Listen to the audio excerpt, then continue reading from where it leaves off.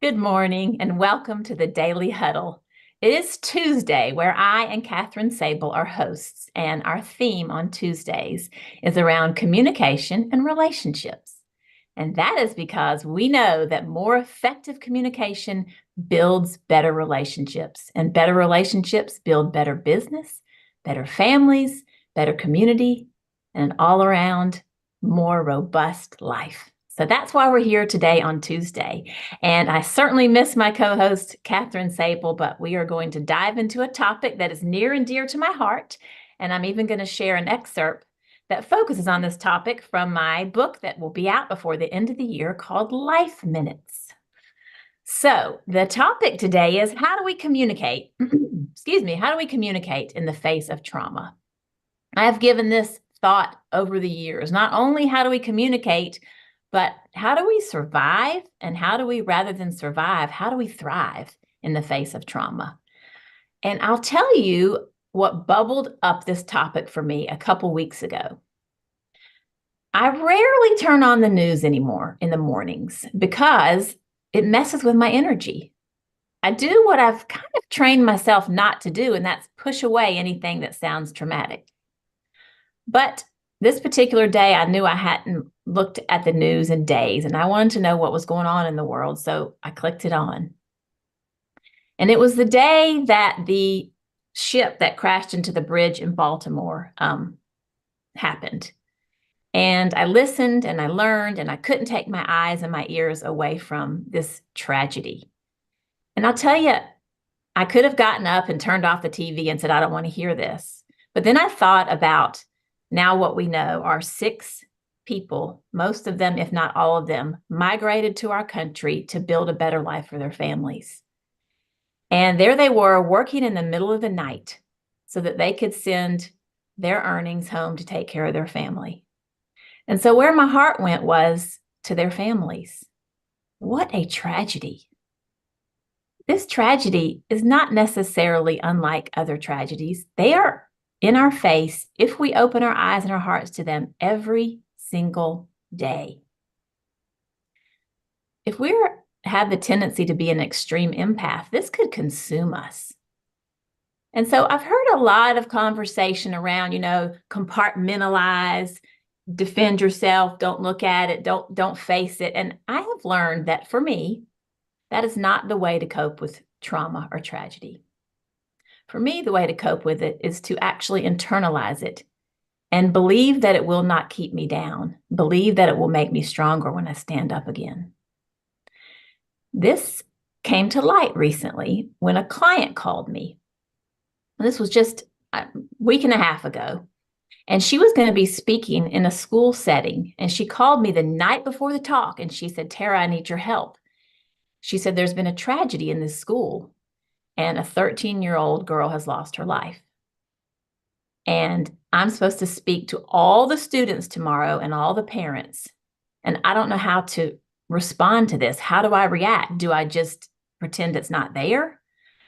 And my response to her, before I even thought about it, really comes to how I have learned to navigate life when I am at my best. And I said to her this, I said, I don't think there's any way that you can not mention this tragedy. This is a community that's hurting. And so to dismiss it is to suggest that we try to forget and that we don't see and that we don't feel. And that, I feel like, dishonors the family. So I recommended to her that the very first thing that she does is to address the tragedy. Not only express her sympathy, but also to suggest to the community that we take that pain and we turn it into something powerful in honor of such a tragedy. And that is what she did. It's not easy. And what I'm not talking about, which I hope we'll get to in this juicy conversation, is something called toxic positivity. What I'm absolutely not suggesting is that we pretend happiness and joy. I'm actually suggesting the opposite, that we let pain in, that we let it come into us because it has a purpose and it has a strength. And so, with that, as I promised, I'm going to share something from the book that I have finished writing and is on the way to being published. And I want to set a little context for us around this topic. So I want to take you back. A lot of the moments on this book are on my porch where I'm thinking back. And this particular day, I was sitting on the porch because it had been, quite honestly, a hell of a day. My daughter, Caroline, who has a seizure disorder since the time she was 12, we had been on kind of a good stretch. We were on a new diet and it was working. And all of a sudden, yet again, it stopped working and I was devastated. I was also worried about my son, Wilson, and my daughter, Holly, and I was just really feeling worn out and defeated. And so on this particular day, I go and I sit on my porch. And I thought about Caroline's memory and how it is just being damaged day after day. And I thought to myself, I hope she doesn't forget the memory that we made for her 16th birthday. And it put a smile on my heart almost immediately, because when Caroline turned 16, because she couldn't drive due to her seizure disorder, I promised to take her on a trip. I said, you can go anywhere in the world you want to go. And she said, Australia. And I said, okay, almost anywhere. And we landed on Jamaica. So it was a girls' trip. I took Caroline, her little sister, Holly, who was 13 at the time, and my best friend, Kathleen, who is my lifeline, and we went to Jamaica.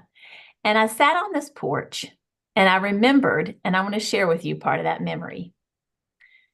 I remember the reaction from almost every local Jamaican person who witnessed one of Caroline's seizures.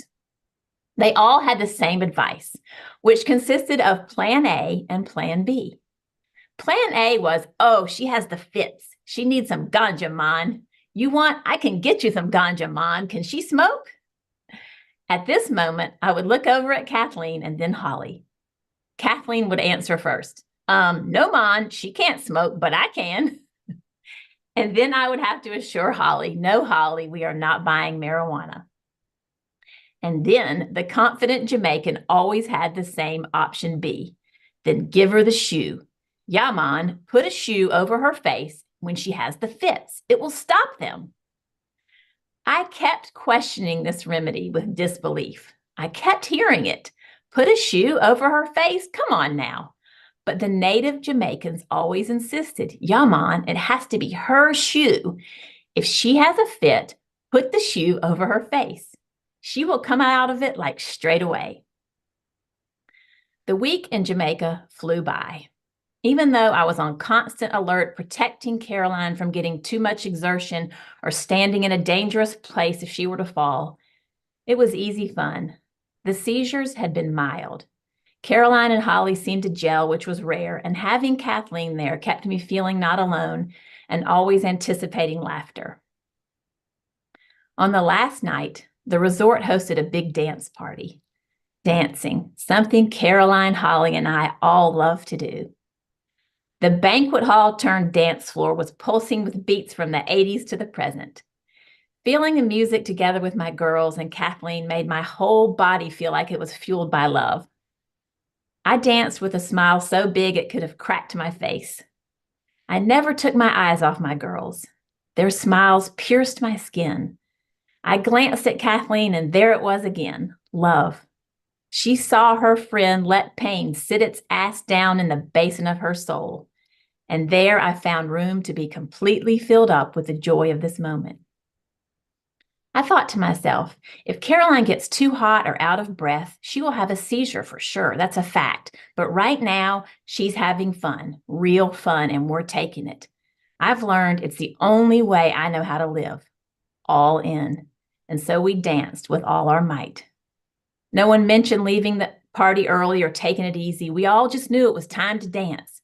By the time they played the last song, we were covered in sweat. We started the walk back to our room full of energy and laughter. I held on to Caroline as we climbed the stairs and approached our room. Right before Kathleen unlocked the door, Caroline crashed down. I fell down under her and cradled her head, protecting it as it jerked between the wood beams of the walkway and the stucco wall. As the frustration of this reality slapped into me, I yelled at Kathleen, "Give me that fucking shoe." She grabbed Caroline's flip-flop and handed it to me. I smashed it down over Caroline's face, thinking a miracle was about to be witnessed. She kept seizing. I kept holding the shoe. As the seizure ended, we were able to get Caroline safely inside and resting comfortably on the bed. We all just sat quietly, catching our breath, and letting the range of emotions from the past 3 hours try to gel. Kathleen broke the silence with, "Give me that fucking shoe," and the laughter erupted again. So, as I sat there on the porch, the treasure of this memory poured over me. It's a soothing energy that reminds me, even as I live in heartache, I'm not banned from happiness. I will not hold out for the absence of pain as if it's a permission slip for joy. I could wait a lifetime. The pain, it's a given, a constant rainstorm. But that doesn't mean I'm eternally tethered to it. I accept my rainstorm. It lives in me, or I can use it as fuel. When I let joy in, I can then gift it back out into the world. And so that is just a little excerpt from my book about how I see trauma and tragedy and how we can, with intention and practice, transform it, repurpose it into joy. But what I'd like to know now is how you all communicate in the face of trauma.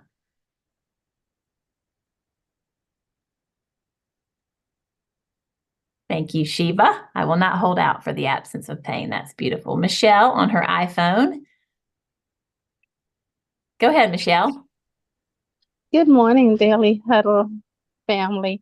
I don't have a comment on that, but I do want to say thank you for sharing that beautiful story. That warmed my heart. That was wonderful. Thank you, Tara. Oh, Thank thank you. you for Sending you saying that. lots of love and hug. But yes, but you know what? I'm taking that on too. I will not hold out on my joy. I will embrace it. And my moments of despair and pain and frustration, and I will still be joyous anyway. Thank you. Thank you for saying that. For me, I have to tell you, it takes some practice because if we're not careful, we dismiss the pain.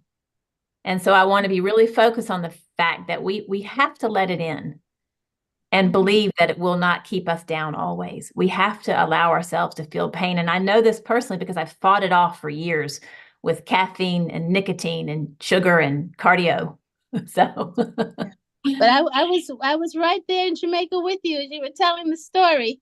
wow. Wonderful storyteller. I was right there in the dancing on the porch, and I was right there with you. Thank I you. hope we get to go back someday. I just fell in love with the local folks. I truly did. So thank you. Thank you for saying that. Thank you. Brett, it looks like you have something on your mind. Oh, thank you, Tara. Can you hear me? I can. I need a fucking shoe. I thought about saying effing, but you know what? That's not what's in the book.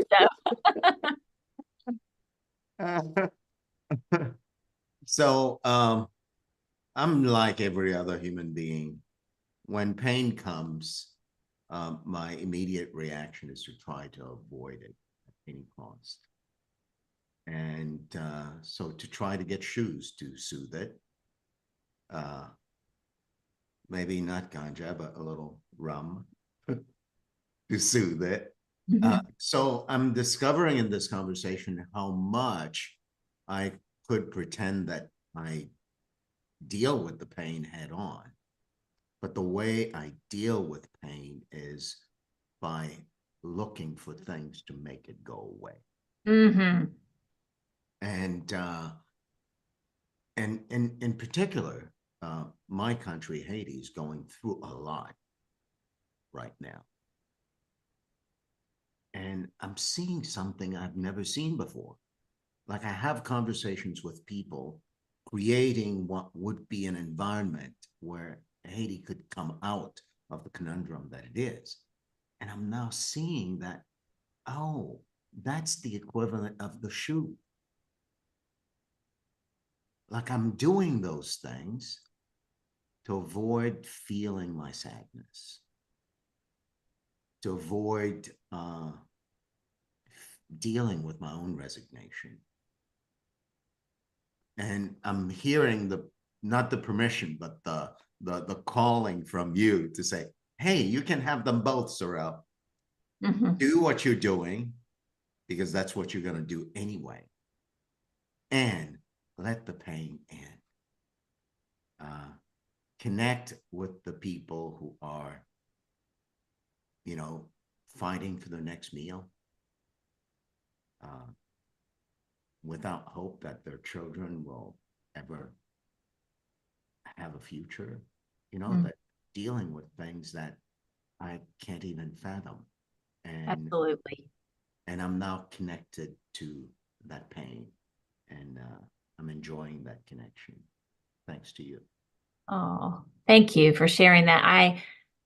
For me, I've learned that in a sense, that's the very best way that I can honor other people's suffering is to allow it in. And I did spend a lot of years between exercise and caffeine and nicotine, really, truly trying to fight it off. But, I think that some of us will say, well, we have to let pain in so we can let it out. I will never, ever not be heartbroken for what my daughter faces. Never, ever. And some days I sit in it and I cry. And I have no doubt I will rise again and I will go out and I will spread joy because I know how precious our life minutes are. And she's a part of the reason for that. I mean, she's my inspiration. So I'm all for healing, but for me, it's more of a repurposing. Yeah, I love this. And it's like even beyond repurposing, it's more like to not let the pain in is to actually deny myself an aspect of my life. Deny myself the right to live fully. So it's like, yes. It's so like, many of us do that. So it's like, yes, joy and pain. Yeah. Sunshine and rain. Absolutely Take it right. all in. That's what I'm taking away, Tara. Thank you so much. Yeah, absolutely. I'm glad it meant something to you. Chase, you got something on your mind. Talk to us. Grand Rising. Can you hear me? Yes, very well. Well, first, let me just begin by thanking you for your kind, sunshine-loaded soul. And it's such a pleasure to hear all the words that you said. I mean, it was so beautiful. It was so emotional, like hearing you say that, the stuff that you said. The one thing that you said about, man, I was so lost in the emotion of the words. What was it? Like allowing pain, however you said that. And I've probably had my closest relationship with allowing pain over the last 2 years over matters of the heart. And it's interesting because the way we fight it actually does not help us. I've learned. So it actually makes it worse, which is so crazy, right? So letting out any pain through tears, through writing, through speaking, walking, running, anything that you do for that, the body needs that. It needs it because, I mean, you can use an example of anything. Put some dogs in a cage and just keep them there. Let them get angrier and angrier and angrier and angrier. Don't let them run out. Oh, when you let them out, they're going to bite. They're going to do something to you. But if you let them flow every day, they're going to get used to that. And I think that's what I have learned to do. I mean, I'm a meditator and I'm a writer and of course I'm a vocalist, but I have that channel to release all of that stuff, and I do that all the time and it makes a difference. I mean, I've cried in Central Park singing a song. Yeah. Man, I really have. It's crazy, but such beautiful words. Can't wait to get your book. I'm definitely buying it. I just really appreciate you. You touched a lot of little areas. Yeah. Mr. Shiny. It's a lot. It's a lot to kind of, I think, take in. I kind of equate like fighting off grief and pain is kind of like using alcohol to fight off depression. It makes it worse. So you hit the nail on the head in my perspective. It's true. It's really true. And in closing, for men, it's just been my experience.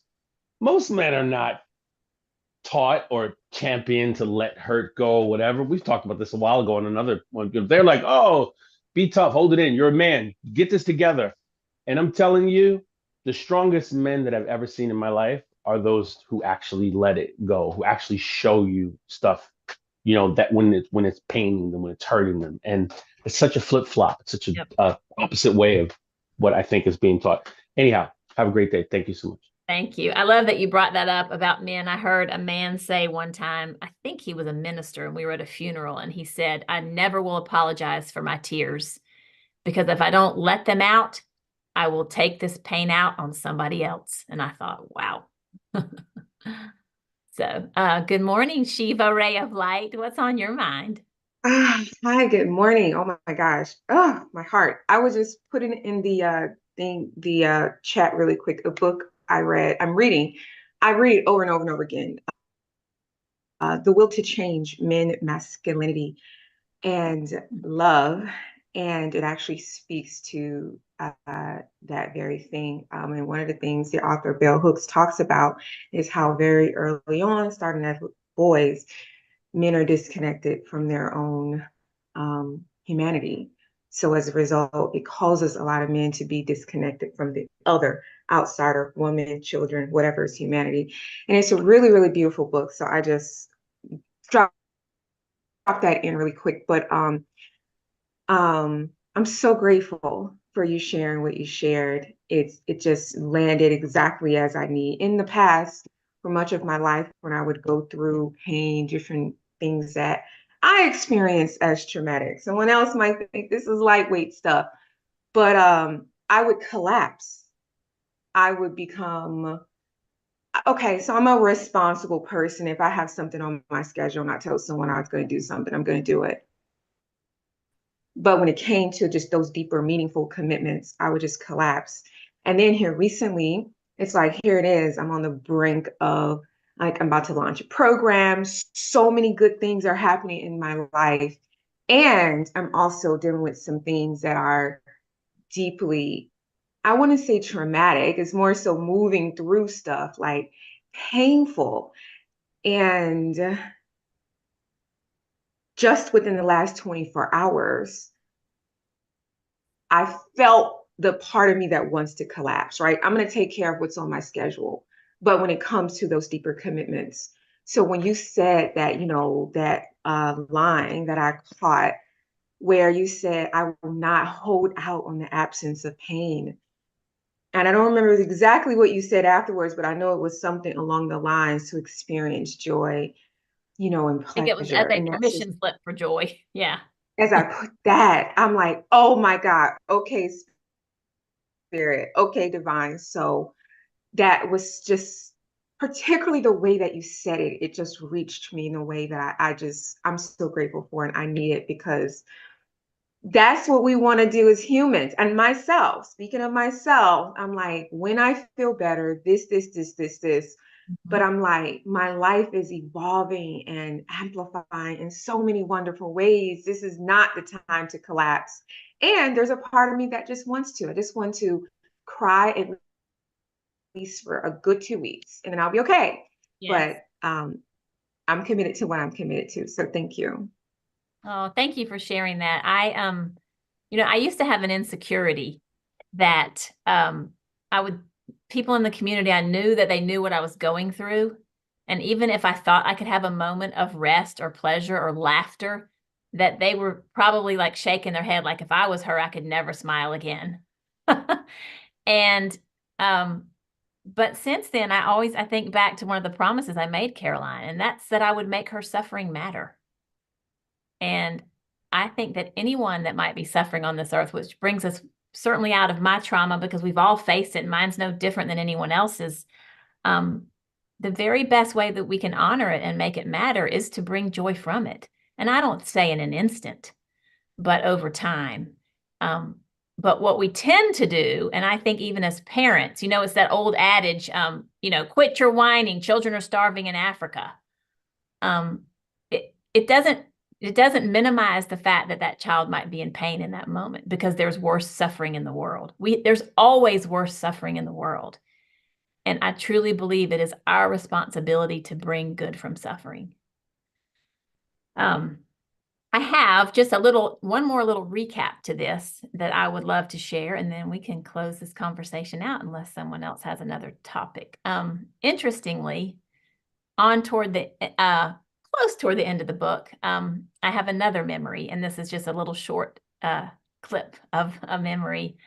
I also promised my youngest daughter, Holly, who had lost her place as the little sister in the family and always felt that she was dismissed because if Caroline even made the tiniest of sound, we were up, gone, away. And even when I was with her, I wasn't with her. And that is not what embracing joy is about. So when she turned 16, I decided to literally and figuratively leave my pain at home and go to New York with Holly, take her to New York for a trip. I wish I had known you back then, Chase. And this is what happened in New York. New York was learning the difference between the pretense of happiness and visceral joy. Pretending to be happy is to fight off grief, but visceral joy is the acceptance of it. That's not like toxic positivity, which is born of that dogmatic message, smile, honey, things could be so much worse. To have joy is to embrace the energy of pain, repurpose it, and pour it into the treasure of the moment. The pretense of happiness would have been to prance around New York with Holly, feigning happiness, but consumed in my own thoughts. But joy is intention. Joy is our fighting spirit. It gift wraps a little holiday for our heartache and opens up the fairgrounds for celebrating the love that is still completely alive in this life.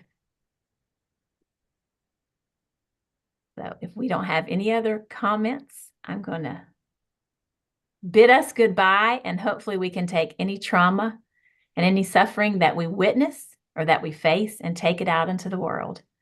And Sorrel, what say you? I want to double down on never waiting for the absence of pain as if it's a permission slip to be joyful. Thank you for that. Oh, thank you. Thank you all so much for sharing and for being part of a conversation. You know, the Daily Huddle is not a soliloquy. It's not a monologue. It's a conversation. And it is because of you that come here on the Zoom and show up on YouTube and Facebook that make this a true community with rich, robust conversations from which I continue to learn and to grow. I am so grateful for each one of you. And I want to leave with our tenets. And the first of those is love. I think love fuels everything. So remember to seize the love that is right within our reach each and every day. And remember to give, just as we are today, giving of our heart, our time, our talents, whatever it is we have to give. Do it generously. And absolutely remember that shoe and throw that head back in laughter. Those endorphins are so good for your body, as is rest. Make sure you get true rest and sleep. Fill your body with mostly plants. Try to stress less. And also remember to always move that body. It'll keep you healthy. And we will see you next time on the Daily Huddle. And check yourself before you wreck yourself. Oh, yes. Thank you so much. Have a great day. Thank you.